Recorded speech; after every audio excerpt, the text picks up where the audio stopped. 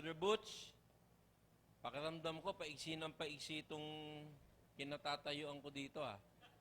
Baka mamaya, doon ako sa kabila. Ano bang kabila nito, Brother Butch?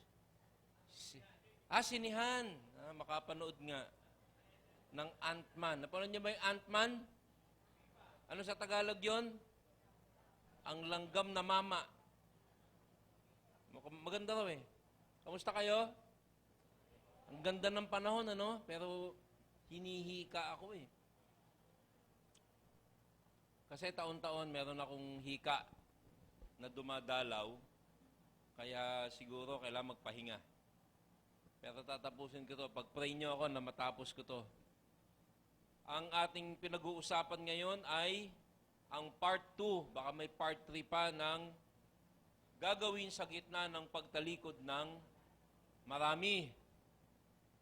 Ito yung tinatawag na apostasy na sabi natin ng mga unang pagtuturo, kauna-unahang sinabi sa Bible sa pamamagitan ng prophecy ni Enoch na mangyayari.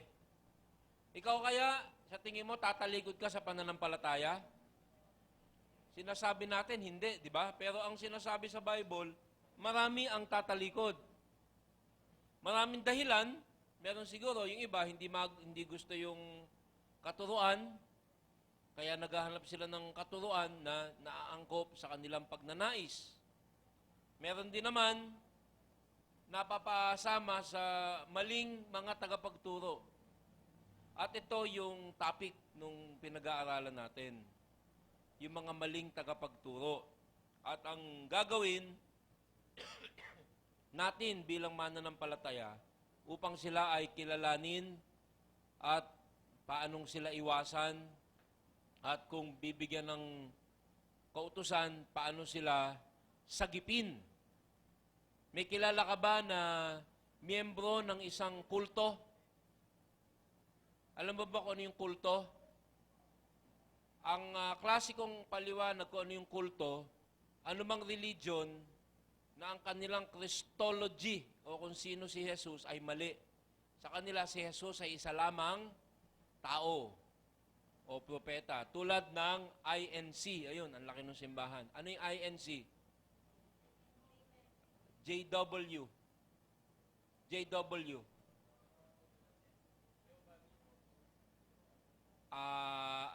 MM. Mormon. KSP. Hindi pala religion yun. Pero marami dito KSP. Tama, yung mga na-mention natin na yon, yung kanilang paniniwala kay Kristo ay mali. Kaya buksan po natin ang ating mga Biblia. Ito yung tanging aklat sa buong Biblia na nakatuon sa pagtuturo kung paano makaiwas sa katuroang mali. No? Minsan, may mga naliligaw ng landas kasi siguro may sinabi yung pastor, hindi nila nagustuhan, umalis, pumunta sa mali. Ganon. May mga ganon. Kahit umalis kayo sa grace, pipiliin nyo yung inyong pupuntahan kasi naglipa na ang maling katuruan. At ang ating batayan ng malitama ay hindi ang galing ng pastor o ang kanyang tikas. Yung kanyang tayo o yung kanyang galing, hindi yun. Yung kanyang itinuturo na ikinumpara sa katuruan sa Bible. Kaya dito sa Grace, tinuturoan kayo mag-aral ng Bible na book by book, chapter by chapter, verse by verse, minsan word for word, bawat kataga pinag-aaralan. At yan ang ginagawa natin. Jude 20 to 23. Tumayo po tayo muli. Kung hindi nyo mamasamain, patatayuin ko kayo muli at babasahin natin ang mga talatang ito na maiksi lamang. Jude 20 to 23. Ngunit magpakatatag kayo, mga minamahal sa inyong napakabanal na pananampalataya. Manalangin kayo sa tulong ng Espiritu Santo. Manatili kayo sa pag-ibig ng Diyos habang naghihintay kayo sa ating Panginoong Hesukristo na magkakaloob sa inyo ng buhay na walang hanggan dahil sa Kanyang habag sa atin. Kaawaan ninyo ang mga nag-aalinlangan. Agawin ninyo ang mga hahatulan sa apoy ng paghuhukom. Ang iba namay kaawaan ninyo ng may halong pag-iingat. Kasuklaman ninyo kahit ang mga damit nilang nadumihan dahil sa kahalayan. Manalangin po tayo sabay-sabay. Panginoon, salamat po sa hapong ito at ang aking kapatiran ay naandito. Kahit kami po ay maliit na simbahan lamang, sana kami inyong tulungan na maging tapat at maging kaaya-aya sa inyong paningin.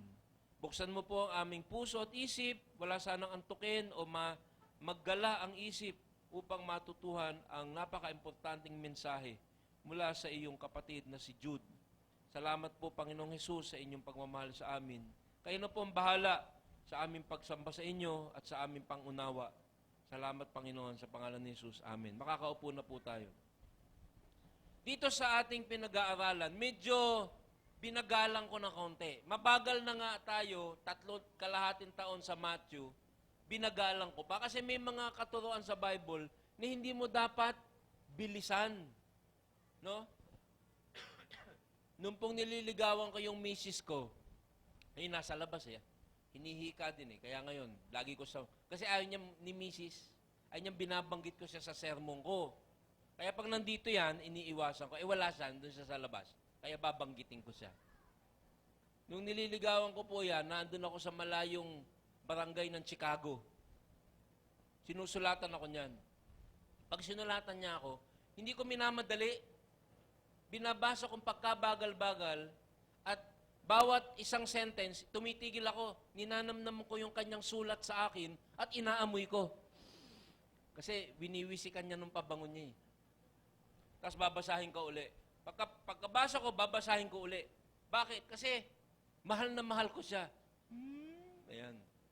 Kaya ang Bible, pag importante, ganun din, binabagalan din natin. Itong pinag-aaralan natin ay napaka-critical sa iyong buhay bilang Kristiyano. Kasi ang daming religion ngayon, ang tawag nila Church of Christ, maraming Church of Christ of the Latter Day, pero ang kanilang katuruan ay nakamamatay. No? So yun yung pinagtutuunan dito. Pero sa dami ng maling katuruan, tulad ng sinabi ko noon, ang talagang pinakamalala sa kanilang ginagawa ay hindi pa nga yung kanilang maling turo. Tulad ng Mormon, tinuturo niyan na nagsimula ang lahat nung si Jesus at ang kapatid niyang si Satanas. Yan po ang katuruan nila eh.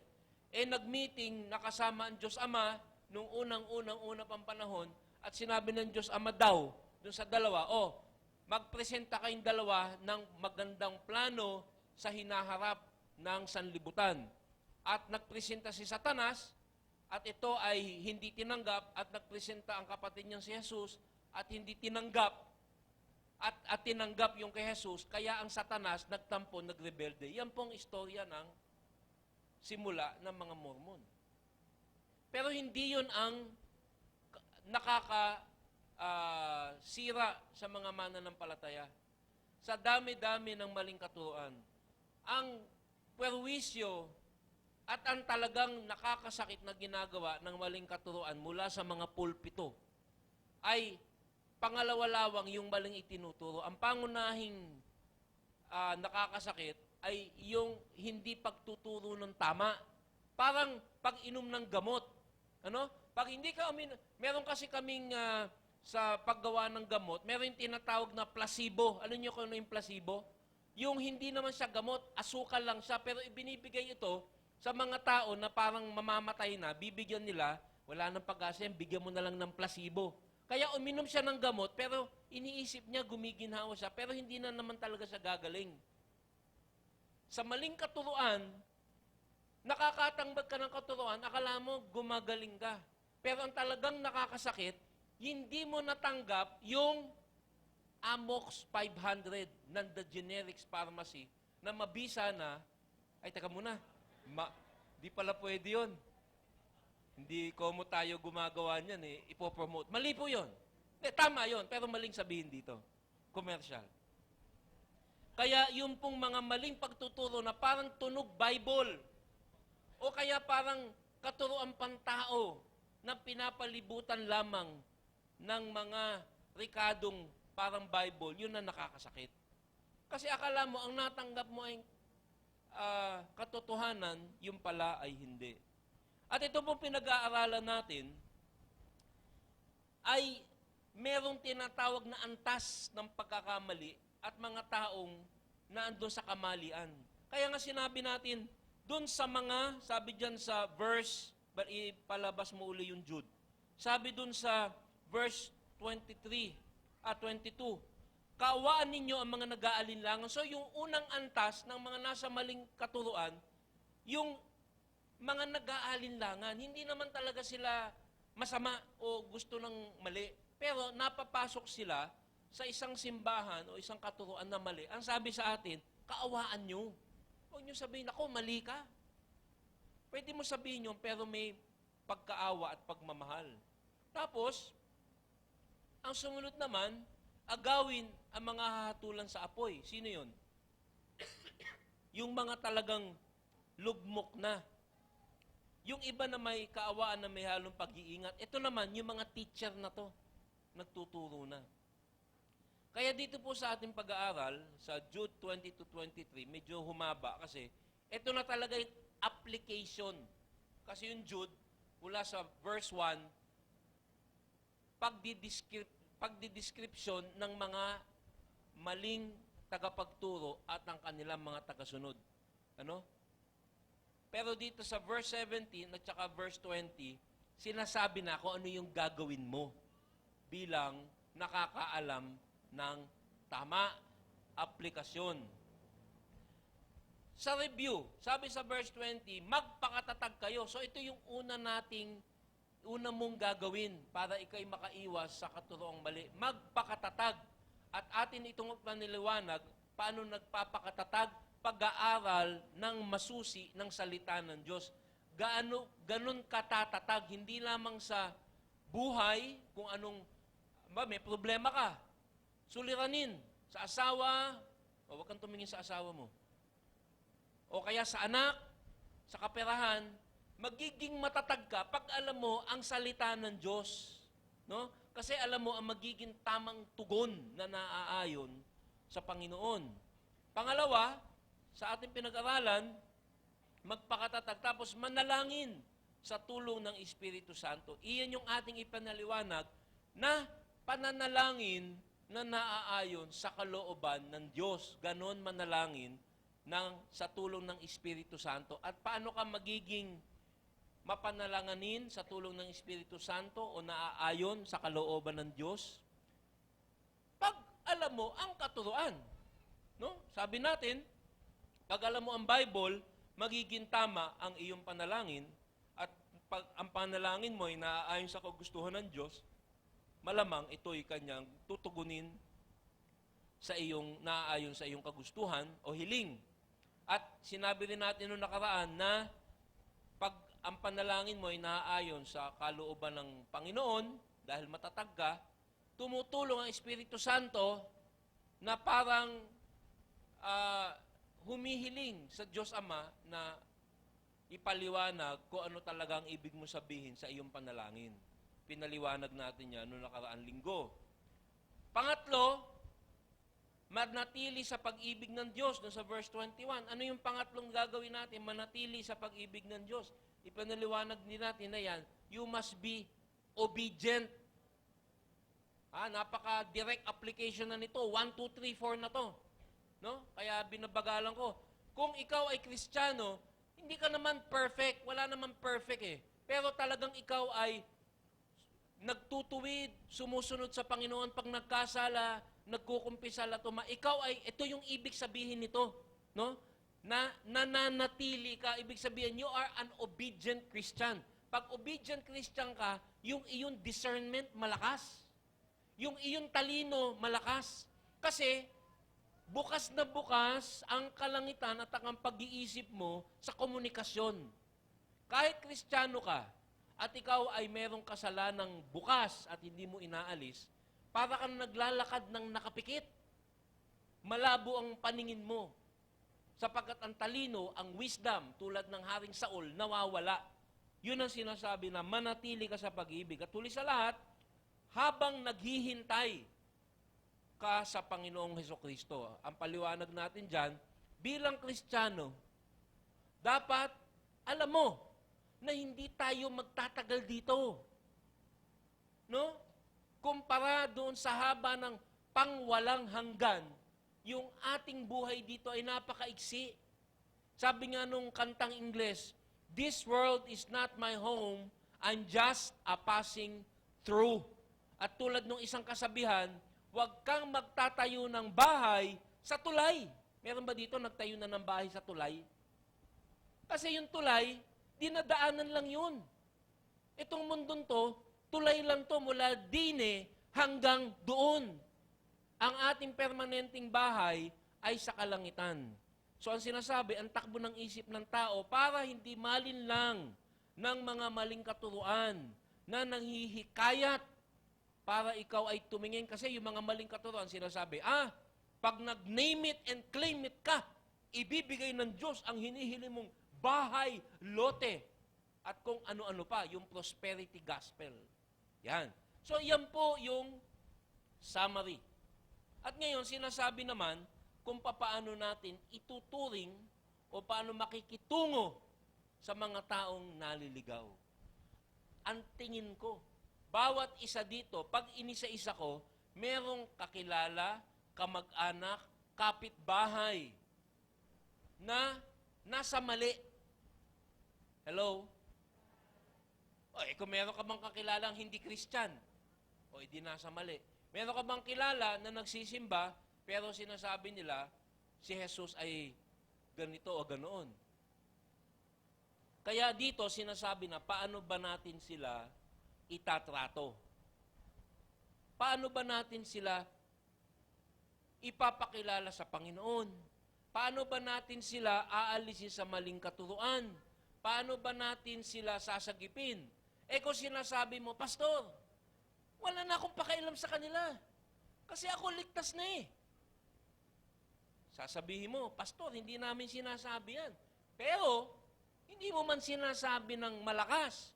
Pero kung wala kang pakialam, doon sa kapitbahay mo, o sasabihin mo nga minsan sa kamag-anak mo, o kung minsan nga sasabihin mo sa magulang mo, na hindi pa nakakakilala o nagsisimba sa mali.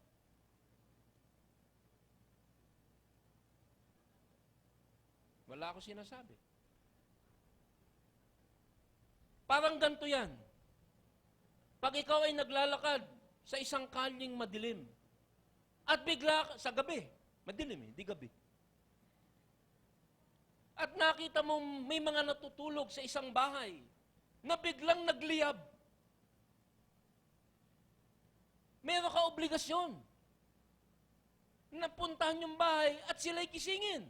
Pag sinabi mong, wala na akong pakialam dyan, nagmamadali ako eh. Anong tawag sa'yo? Ang tawag sa ganun? Nasunog yung mga tao, ikaw lang ang nakakita. Pinabayaan mong sila ay manatili sa kanilang pagkakahimbing. Anong tawag sa'yo?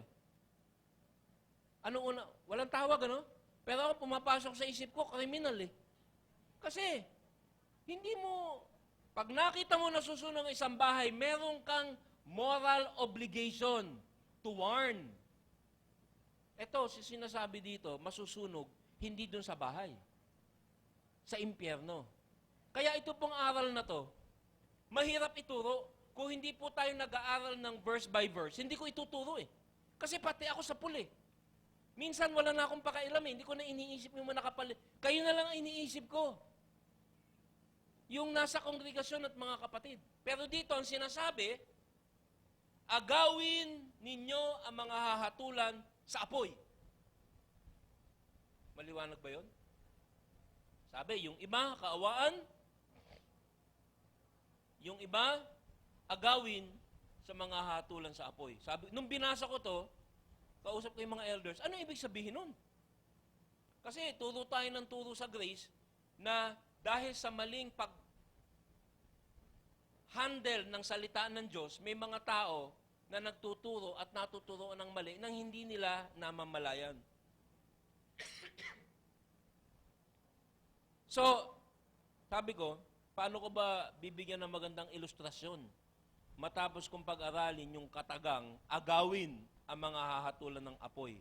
So, pag gusto ko talaga maunawaan ang ibig sabihin sa Bible, unang-una, pinag-aaralan ko yung original na sinulat na Grego. Kasi sinulat to sa salitang Grego. Kasi yung salitang Grego, malalim yung kanyang pagpapaliwanag. Ano?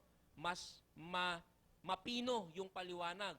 Yung kanyang salita ay mas malinaw. Tulad ng tinatawag na love. Sa English, love. Love, di ba? Love lang. Sa Grego, yung love, tatlo. Alam nyo naman yan, di ba? Ano nga yun? Agape, Pileo, Eros. So, love din yun. Pero pinapaliwanag niya yung uri. So, itong sinasabing pulling them out by fire, ang Grego ay sa isang salita lamang, harpazo. Anong ibig sabihin ng harpazo? So, tiningnan ko yung aking Greek dictionary. Ang harpazo ay isang malakas na imahin kung saan ang isang tao ay hinahablot, no? Nang may puwersa at pagpupumilit. Sabi ko, yung nag-aaral ng mali at tinuturuan ng mali at nagtuturo ng mali, hablutin. So, kasi gusto ko ang maling katuruan, may tulong ng dyablo. May assist yan. Hello? May panlilin lang na supernatural. Sa atin, ang totoo, may assist na supernatural, di ba? Perspicacity. Kalinawan sa tulong ng banal na Espiritu Santo. Praying in the Holy Spirit. May assist sa tulong ng banal na Espiritu Santo. Sa mali, may ganun din. Ibang espiritu nga lang. Kaya ang simbahang naglalakihan, wag nyo, siguro tama yun. Kasi, ang laki. Yung laki po niyan, ang tulong niyan galing sa dilim. Kung palakihan lang ng miyembro, yung Playboy Magazine, malaking organisasyon yan. Yung ISIS, malaking organisasyon yan. Kaya mag-iingat po tayo sapagkat napakatindi ng epekto. Sabi ng Panginoon sa Matthew 16:6, mag-ingat kayo sa pampaalsang ginagamit ng mga Pariseo. Yung leaven, ano yung pampaalsa? Yung impluensya ng pampaalsa, lumalaki. Akala ng mga disipulo, ang impluensya, pagkain. Pero sabi sa Matthew 16:12, naunawaan nila na sila'y pinag-iingat niya sa mga katuruan ng mga Pariseo at hindi sa pampaalsang ginagamit sa tinapay. Napakaliwanag po ng instruction sa atin. Ito pong misyon na maaaring ibigay sa ilan sa atin ay maliwanag at ang pamamaraan ay talagang dinitalye. Ngunit kung ikaw ay magagamit na sumagip o manghikayat sa mga tao na umalis sa mali, dapat kang mag-ingat. Dapat kang gumamit ng pag-iingat na napakatindi. Kasi baka ikay maapuyan din, masunog ka rin, o mahata ka din, o kaya ikaw ay madumihan. Sabi sa Mateo 10:16, kung saan dito nangungusap din patungkol sa pagtugon sa mga maling guro. Tingnan ninyo, isinusugo ko kayo na parang mga tupa sa gitna ng mga asong gubat. Kayo'y maging matalino kayong gaya ng ahas at maamo na gaya ng kalapati. I send you out as sheep in the midst of wolves. That is talking about false teachers. Therefore, be wise as serpents and harmless as doves. Maamo, pero tuso. Hindi ko alam kung paano gagamitin ang mensaheng ito ng Panginoon sa iyong buhay o sa simbahang ito. Ngunit dapat natin itong pag-aralan sapagkat ito ay nasa Biblia.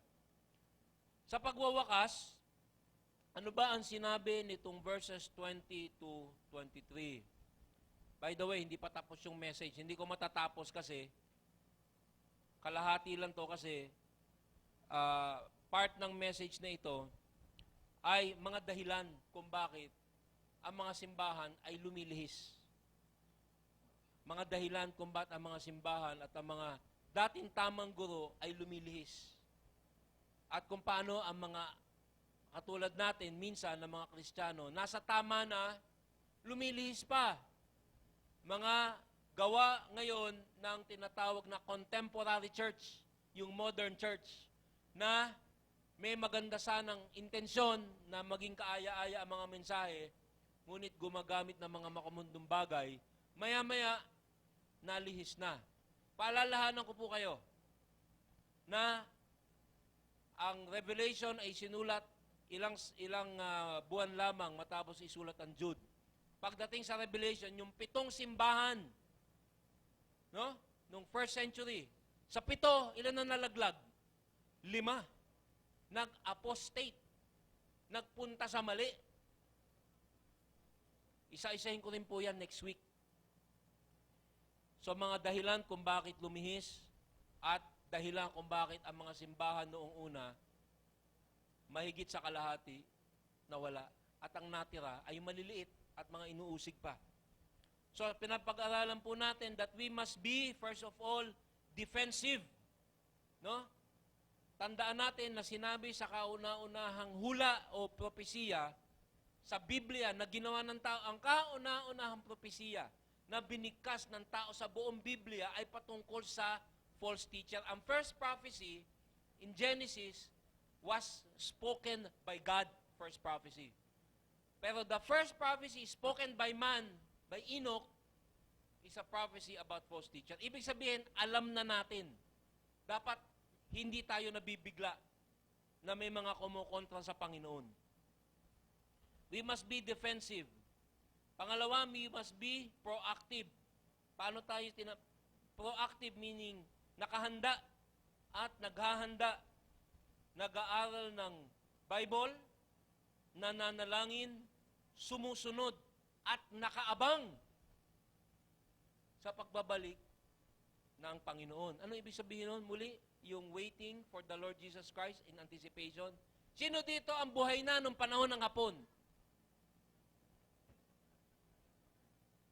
Ilang beses ko nang tinanong yan sa aking 15 taong pagsisemon. Ni minsan wala pang umaamin.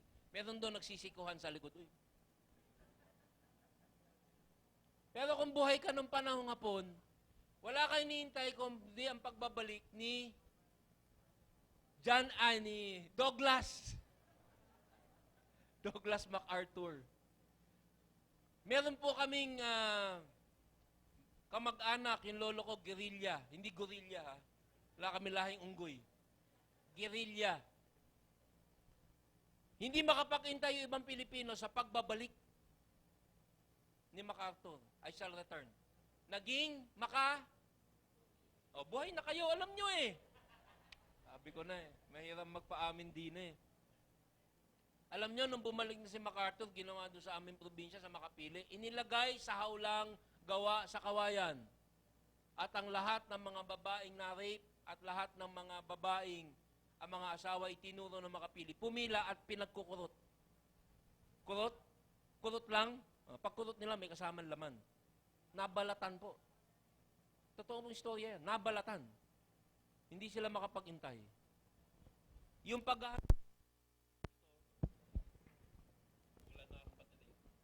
ay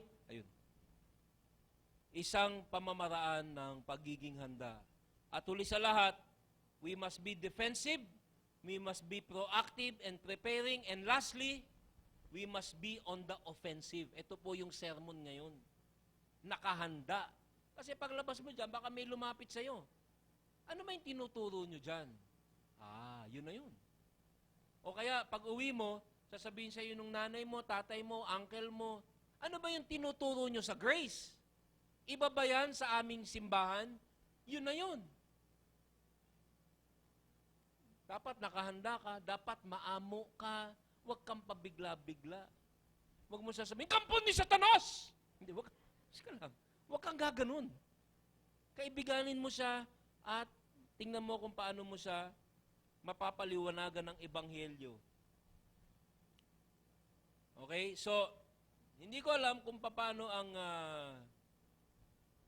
gagawin ng Panginoon sa ating church. Pero, ito na pag-aralan natin na napaka-critical. Hindi lamang para tayo mismo dito sa maliit na Grace Tagalog Service ay makaiwas. No? Kasi ang tingin ko, pag nakarinig ka ng expository preaching, 6 months. Pag iniba ko yung turo ko, malalaman mo eh. Tama, mali. Pag sumasaliwa na ako, sinabi ko, binisita ako ng Panginoon kagabi. At sinabi niya, pag binigyan mo ng love gift, si Pastor EJ. Sabihin, Pastor, nasa sa Bible yan. Tama, mali. Yan ang paghahanda. So I think God will use us. Ginagaya natin yung church sa Philadelphia tsaka sa Smyrna. Very faithful sila sa word. Nausig sila. Pero, nagamit sila. Yan po yung itutuloy. Gusto niyang tapusin yung istorya, you come back next week. Yan. Yumuko po tayong lahat. Habang tayo ay nag-iisip at pinagmumuni-munihan ang ating mga narinig, gusto ko itanong mo sa iyong sarili, ano ba ang implikasyon sa akin nitong aking mga narinig? Unang-una, ako ba ay naglalaro ng apoy? Meron ba ako mga katuruan na hindi ko sinusuri sa liwanag ng Biblia dahil ito'y kaakit-akit? O mga guro na ako'y naaakit sa galing ng kanilang tatas. Ngunit, hindi ko naman siya ikinukumpara sa maliwanag na paliwanag ng Biblia. Ako ba ay nag-aaral upang maihanda aking sarili? Ano kaya ang dapat kong gawin upang kung meron mang nagliliyab o napapalapit sa apoy o malapit ng malunod dahil sa kakulangan ng Ebanghelyo, aking mawari na gusto pala akong gamitin ng Panginoon sa mga tao. Ako ba'y lalampas na lang at sabing, bayaan mo na silang masunog ng tulog? Wala akong pakialam dyan. O sasabihin ko, Lord, wala po akong kakayahan. Wala po akong talino. Ngunit may utos kayo. At kalakip ng inyong utos ay kakayahan. Sana, pag dumating ang panahon na iyon, ikay handa. Pag-isipan niyo po yan ng 1 o 2 minuto ng katahimikan at pagkatapos niyan, tayo pangungunahan ni Brother Ronnie sa ating pangwakas na awitin. Magpatuloy po kayong manalangin.